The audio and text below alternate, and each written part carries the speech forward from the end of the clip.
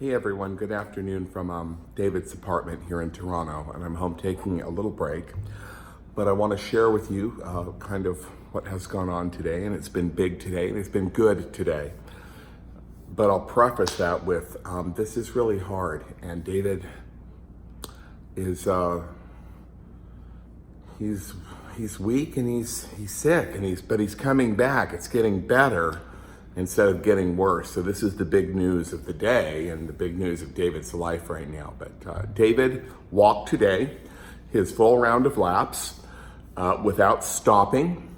The big news with that is yesterday he was at a 60% oxygen flow rate, and today he went at a 30% oxygen flow rate, which is kind of twice the exertion, excuse me, with half the oxygen. And another interesting statistic that I learned from the therapist is the oxygen around us in the air is only at about 21%. So he's not that far off from breathing in a normal environment. Excuse me.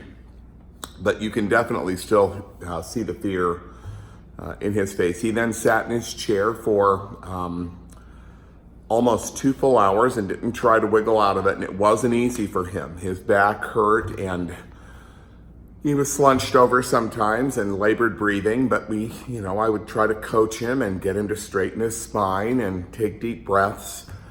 And something has changed in David today that I think he's made a decision that he's got a chance here to get better and to have some quality years, and he's just going to suck it up and do it. And it really showed today.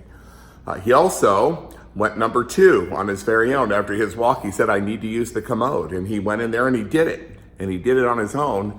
And that's a huge deal today because that's a night and day change from yesterday. So we've got twice as much walking, half the oxygen. He's also off the ventilator about half the day, which is good. And the crossing point where he'll walk out of the hospital is 48 full hours without the ventilator. And we're getting there. So the surgeon came in, she was very, very happy and said again, you did everything we asked and we wouldn't have asked more than what you gave us. And so you can't do any better than that. So David, the final thing I'll say about him is he looks remarkably better, and even the surgeon and the nurse commented on that several times today. So he looks a lot better. He's also got his sense of humor. I told him that if he didn't do his lap, for every time he didn't take a deep breath, I would make him do extra laps. And he actually flipped me the finger. He flipped me off and said, you're so bad. And that's the way David banters with me. So I was pretty happy about that. I'm pressuring him about returning messages and checking on his social media about people that are reaching out and stuff, because that's part of his normal rhythm of life, communicating. And he nodded his head. He said, you're right. And so I know, like Bernard, I know you've sent a few messages today, and I've told him, listen, you need to answer your friends. They really love you. And I think you're going to start hearing from him. But David did great today. He did really well.